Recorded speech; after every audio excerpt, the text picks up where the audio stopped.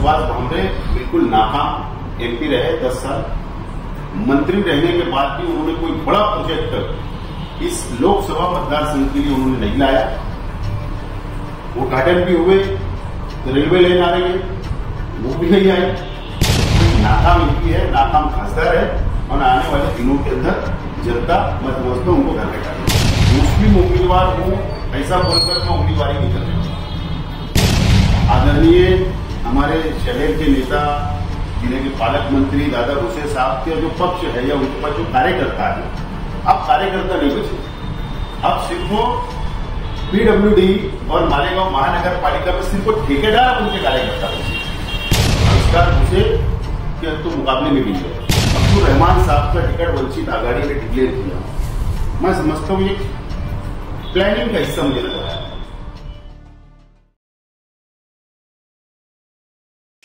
आप देख रहे हैं अब तक न्यूज इंडिया, जो आपको रखे आगे।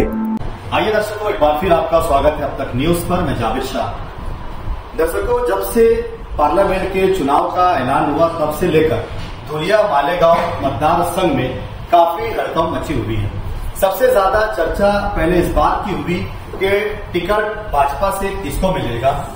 थोड़े दिनों में ये बात साफ हो गई कि बीजेपी के पहले के रनिंग खासदार डॉक्टर सुभाष भामरे को टिकट फाइनल किया गया। उसके बाद कांग्रेस पार्टी से किसको उम्मीदवारी दी जाती है, ये बात के पर्दा अभी तक नहीं उठा है। अभी तक इस बात की पर्दादारी है कि कौन होगा कांग्रेस का धुलिया मतदार संघ का उम्मीदवार। शेख आसिफ जो माजी आमदार है मालेगांव शहर के, ये कंटिन्यू पहले दिनों से आह्वान किया है कि मैं राष्ट्रवादी कांग्रेस पार्टी ने अगर मुझे मौका दिया तो मैं खासदारगी लड़ने के लिए तैयार हूं। लेकिन ये सीट कांग्रेस की सीट है। सवाल ये पैदा होता है कि शेख आसिफ जिस वक्त राष्ट्रवादी कांग्रेस पार्टी में है, शरद पवार की पार्टी में, और ये सीट कांग्रेस की है, क्या वो कांग्रेस के टिकट से लड़ेंगे? क्या उनको टिकट मिलेगा? उनकी इच्छा राष्ट्रवादी पार्टी से लड़ने की है, लेकिन कांग्रेस की टिकट होने की वजह से क्या वो कांग्रेस की सीट पर चुनाव लड़ेंगे या नहीं लड़ेंगे? ये बहुत सारे सवाल धुलिया, मालेगांव, बागलान, सटाना पट्टी की आम जनता इस सवाल से काफी परेशान है। इसलिए हमने आज संपर्क किया मालेगांव शहर के माजी आमदार आसिफ शेख रशीद से कि उनकी क्या है तैयारी इस चुनाव पर। क्या वो लोकसभा का चुनाव कांग्रेस से लड़ने के लिए तैयार है? क्या वो एक मजबूत उम्मीदवार धुलिया मतदार संघ में साबित होंगे? इन्हीं सवालों की जवाब तलाश करने के लिए आज मुलाकात करने आए हैं आसिफ शेख रशीद से। स्वागत है सर आपका अब तक न्यूज चैनल पर। पहला और सबसे अहम सवाल यह है कि आप खासदारगी चुनाव लड़ने के लिए तैयारी है, लेकिन सीट कांग्रेस की है। आपने डिमांड की है कि राष्ट्रवादी पक्ष ने अगर मुझे मौका दिया तो मैं खासदारगी लड़ने के लिए तैयार, लेकिन सीट कांग्रेस की। कैसे इससे छुटकारा पाएंगे आप? लोकतंत्र में, जमहूरियत में सबको अधिकार है इलेक्शन लड़ने का और आवाम के पास जाने का। और पार्लियामेंट का इलेक्शन लड़ने का जो मैंने ऐलान किया हूं, और उसके अंदर एक मैंने पहले ही दिन से क्लियर किया हूं कि मेरे पक्ष के लिए सीट छूटेगी तो मैं उम्मीदवारी, अगर पार्टी ने दी तो मैं उम्मीदवारी करूंगा शरद पवार साहब की राष्ट्रवादी कांग्रेस। ये मैं भी सुन रहा हूं कि ये कांग्रेस को सीट गई है, लेकिन अधिकृत ऑफिशियल घोषणा नहीं हुई है, ऐलान नहीं हुआ है, लिस्ट में अभी नहीं आएंगे। तो इसके लिए अभी मैं इंतजार कर रहा हूं। और मेरी पार्टी को शरद पवार साहब, जयंत पाटिल साहब, आज भी जयंत पाटिल साहब से मेरी चर्चा हुई फोन पर, मैंने उनको पूरा डाटा दिया हूं और मैंने कहा हूं कि अभी तक चर्चा चल रही है कांग्रेस पार्टी का उम्मीदवार सीट गई है, लेकिन कोई मजबूत कैंडिडेट कांग्रेस पार्टी के पास अभी तक सामने नहीं आया। तो इसका मतलब, और दूसरी तरफ डॉक्टर सुभाष भामरे का टिकट डिक्लेयर हो गया। सुभाष भामरे साहब मतदार संघ के अंदर प्रचार करने के लिए निकल गए, और एक तरफ अभी तक हमारा सीट शेयरिंग भी फाइनल नहीं हुआ और कैंडिडेट भी फाइनल नहीं हुआ, तो हम बहुत पीछे चल रहे हैं। इस तरीके की आज मैंने बातचीत उनसे किया। बहुत बड़ी ताकत से मुकाबला करना और तैयारी अभी तक नहीं, और अभी तक तैयारी नहीं है। तो ये बात आज मैंने किया हूं। दोबारा मैंने रिक्वेस्ट किया हूं कि कल जो हमारी राष्ट्रवादी कांग्रेस पार्टी के पद अधिकारियों की, कार्यकर्ताओं की बैठक हुई, उसमें जो प्रस्ताव जो हमने पास किया है वो मैंने उनको बोला हूँ कि ऐसा ऐसा प्रस्ताव पास हुआ है, तो इसके ऊपर आप विचार करके जल्दी निर्णय लें। तो मेरी यही आज भी मेरा मानना है कि जब तक फाइनल नहीं होता जब तक इंतजार करना चाहिए, और उसके बाद अगर कांग्रेस पार्टी को सीट चली गई तो मैं पूरे कार्यकर्ताओं की मीटिंग बुलाऊंगा, उनसे चर्चा करूंगा, और उसके बाद मैं ईद के बाद अब मीटिंग लूंगा, और ईद के बाद जो भी निर्णय रहेगा मैं आप लोगों के माध्यम से आवाम को, जनता को बताऊंगा। नहीं, अगर कांग्रेस ने आपको टिकट दे दी तो टिकट आप नहीं लेंगे कांग्रेस? कांग्रेस पार्टी के आला लीडरान का मुझको राब्ता हुआ था, उनका कांटेक्ट उन्होंने किया था मुझसे, और मुझसे उन्होंने कहा कि अगर आपकी तैयारी हो तो बात आगे बढ़ाई जाए। लेकिन मैंने उनसे कहा है कि जब तक मेरी पार्टी का सीट शेयरिंग का, मेरी पार्टी का फैसला नहीं होता, जब तक मैं आपको कोई जवाब नहीं दे सकता। जैसे देखा ये जा रहा है कि धुलिया मतदार संघ से भाजपा की सीट तो फाइनल हो गई, लेकिन जगह जगह धुलिया, मालेगांव, सटाना, बागलान आपने देखा है कि उनका विरोध हो रहा है, और खुद पार्टी के लोग विरोध कर रहे हैं। कुछ दिनों पहले एक बैनर भी लगा दिया गया था और उस पर अलग अलग 5-7 सवाल भी लिखे गए थे। तो जहां लोग कह रहे हैं कि भाजपा बहुत मजबूत है, उनके सामने कोई उम्मीदवार आने के लिए तैयार नहीं है, तो कैसे मजबूत है कि जहां उन्हीं की पार्टी के लोग उनके उम्मीदवार का विरोध कर रहे हैं और भाजपा मजबूत है? जो बैनर लगा था डॉक्टर सुभाष भामरे के विरोध में, तो मेरी जो मालूमात है कि एफआईआर हुआ है, अभी एफआईआर हुआ है, एफआईआर के अंदर पुलिस तपास कर रही है कि वो बैनर लगाने वाले कौन है, ना मालूम अपराध के खिलाफ गुना दर्ज। लेकिन जहां तक मेरी मालूमात है कि इनके ही एनडीए अलायंस के ही पार्टनरों ने, उनके ही आशीर्वाद से ये बैनर लगा है, ऐसी मेरी जानकारी है। लेकिन जब तक पुलिस तपास के सामने नहीं आएंगी, जब तक अधिकृत मैं भी नहीं बोल सकता हूं। इसका मतलब यह है कि महायुति में इनके अंदर कुछ सब ठीक ठाक नहीं है, तो इसका फायदा मैं समझता हूं कि इंडिया आघाड़ी को होना चाहिए, लेकिन मजबूत उम्मीदवार ही सामने नहीं है। जैसे अभी बहुत नाम चल रहे हैं कि भाजपा के उम्मीदवार को कैंसिल करके पालक मंत्री दादा भूसे के लड़के आविष्कार भूसे का नाम आगे किया जा रहा है कि ये हिंदुत्व का नेतृत्व करने वाला युवा नेता है, इसको टिकट दिया जाए, ना कि एक थके हुए आदमी को। मैं भी सोशल मीडिया पर, अखबार में भावी खासदार, युवा नेता, हिंदुओं का रक्षक, इस तरीके का चर्चा मैंने भी सुना, देखा हूं। लेकिन मुझे पूरा विश्वास है कि मालेगांव तालुके की जनता बहुत नाराज है, इनके अलायंस पार्टनर, इनके कार्यकर्ता भी बहुत नाराज है। आविष्कार भूसे साहब को अगर टिकट मिलता है तो मैं समझता हूं कि डॉक्टर भामरे साहब भी तो टफ मुकाबले में रहेंगे, आविष्कार भूसे साहब मुकाबले में भी नहीं रहेंगे, मैं चैलेंज से बोलता हूं। और नहीं तो जब पेटी खुलेगी तो मालेगांव तालुके की पेटी खुलेगी, तो वोट किसको कितनी पड़ती है ये आप देख लेना, और इसके बाद तुमको आने वाले विधानसभा की रणनीति उस मतदार संघ में क्या होने वाली है ये भी सिद्ध हो जाएगा। जिस तरीके से नाराजगी मतलब भामरे साहब के लिए बताई जा रही है, तो क्या लगता है कि आविष्कार को ठीक मतलब उम्मीदवार उनके मत मुकाबिल मतलब माना जा रहा है?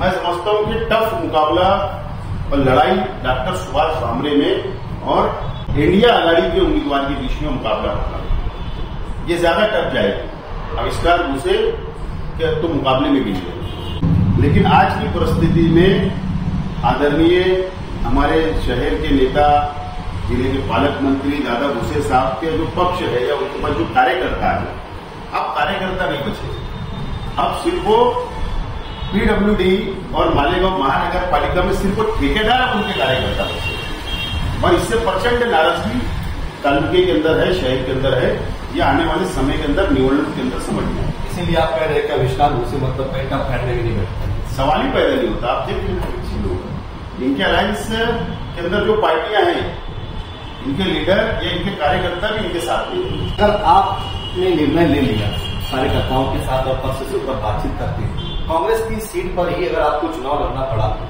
तो फिर ये सीट ऐसा ना हो जाए कि हिंदू और मुस्लिम के बीच मुकाबला हो जाए और आपको सिर्फ मुस्लिम वोट मिले, हिंदू वोट नहीं मिले, आप कैसे यकीन कर सकते कि हिंदुओं का वोट भी आपको मिलेगा? नहीं, ऐसा है कि मेरे परिवार की राजनीति, मेरे वालिद मोहतरम, मेरे पिताजी की राजनीति जो है वो हमेशा सेकुलर रही है। सभी समाज, सभी धर्म के लोगों को साथ लेकर चलने की रही है। और जो मेरे वालिद ने जो पूरा गुडविल बनाकर जो दुनिया से गए हैं, तो मुझे लगता और हम उन्हीं के नक्शे कदम के ऊपर चल रहे हैं। और मुझे विश्वास है कि अगर वक्त आया और कार्यकर्ताओं का और पक्ष का जो फैसला अगर आएगा और अगर मुझे इलेक्शन लड़ना ही पड़ा, तो मुझे पूरा विश्वास है कि भारतीय जनता पार्टी के कैंडिडेट से ज्यादा वोट तालुके का और मतदार संघ का हिंदू भाई मुझको देगा। इस विश्वास के साथ कि हमारे परिवार के अंदर कभी भी भेदभाव इस तालुके के अंदर नहीं किया है और उनको अपने घर का कैंडिडेट चाहिए, काम करने वाला कैंडिडेट चाहिए, जनता में रहने वाला कैंडिडेट चाहिए। क्योंकि कभी Subhash Bhamre member of parliament बने, कभी बागलान से कैंडिडेट चुन के आया, प्रॉपर मालेगांव तालुके को आज तक खासदार नहीं मिला। तो इसका भी लाभ मैं समझता हूँ हम लोगों को मिलेगा अगर पक्ष ने उम्मीदवारी दी तो। जैसा भी आज यादी सामने आई है वंचित बहुजन आघाड़ी की, जिसमें आईपीएस अब्दुल रहमान को सीट के तौर पर मालेगांव से उतार किया गया। अब आप भी मतलब कांग्रेस से अगर आ जाते हैं तो 2 मुसलमान उम्मीदवार हो जाएंगे, फिर मुस्लिम वोट बढ़ेगा और भाजपा को रास्ता साफ है। मैं तो मुस्लिम उम्मीदवार हूँ ऐसा बोलकर मैं उम्मीदवारी नहीं कर रहा।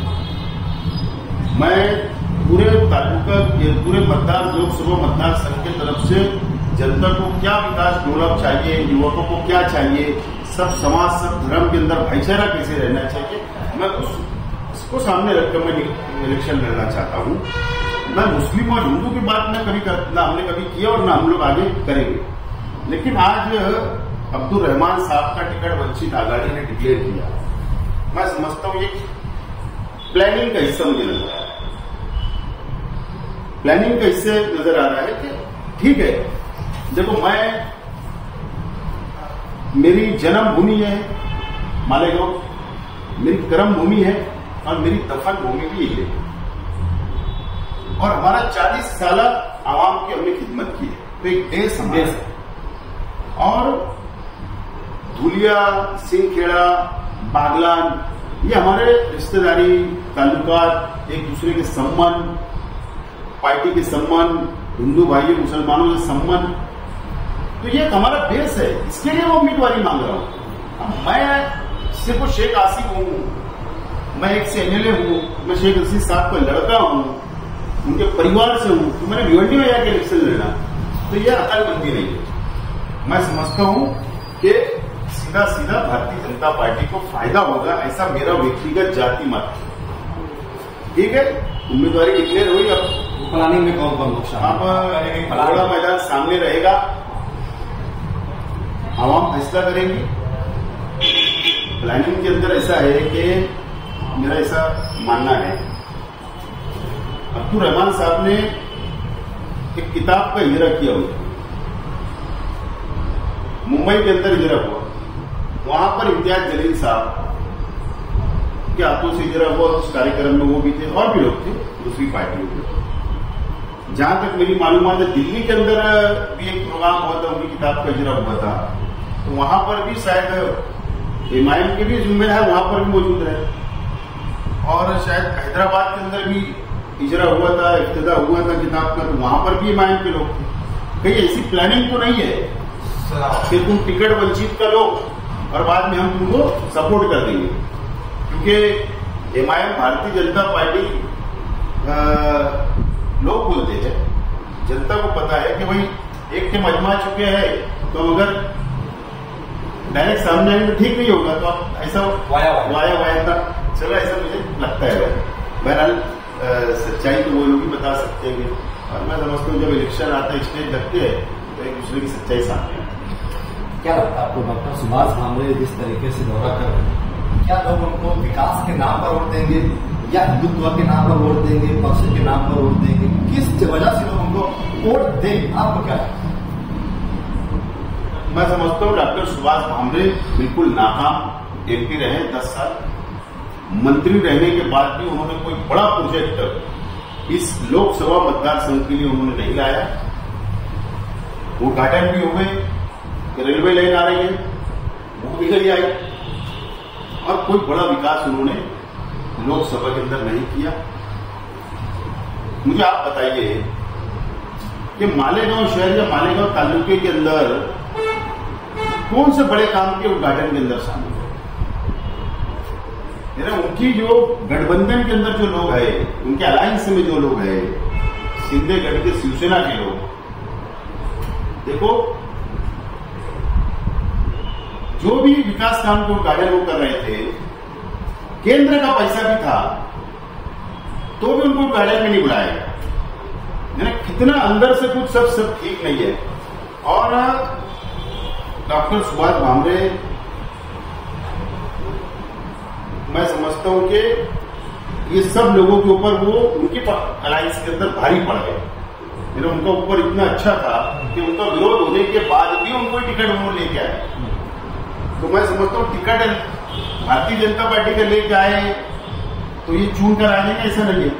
लेकिन इतना जरूर है कि वो एक नाकाम यूपी है, नाकाम खासदार है, और आने वाले दिनों के अंदर जनता, मैं समझता हूं, उनको घर बैठा देगी। दर्शकों, ये थे हमारे साथ में माजी आमदार आसिफ शेख रशीद, जिन्होंने कई सवालों के जवाब दिए।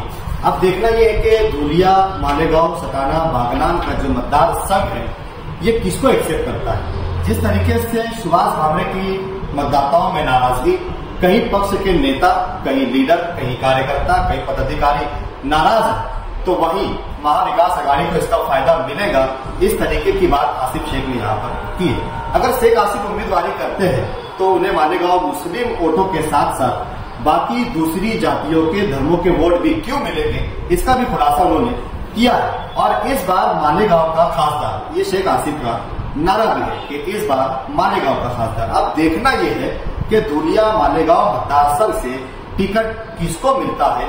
अगर कांग्रेस की सीट फाइनल है, शेख आसिफ का टिकट फाइनल है, तो कामयाबी किसके कदम चुमेगी, ये तो आने वाला वक्त तो ही बताएगा। लेकिन तालुके की जनता, धुलिया की जनता, सटाने और बागलान की जनता इस बार क्या सोचती है, ये मतदाता क्या सोचते हैं, ये वोट के जरिए ही पता चलेगा कि इस बार इस रेस का सिकंदर कौन होगा। ये जीत के बाद ही पता चलेगा, क्योंकि जो जीता वही सिकंदर होता है। तो दर्शकों, आप देख रहे थे अब तक न्यूज इंडिया। आपको हमारा ये इंटरव्यू आसिफ शेख के साथ कैसा लगा, आपकी अपनी क्या राय है, कमेंट बॉक्स में हमें जरूर बताइए और देखते रहिए अब तक न्यूज इंडिया। मैं जाबिर शाह, कैमरामैन अशरफ अंसारी के साथ। जय हिंद।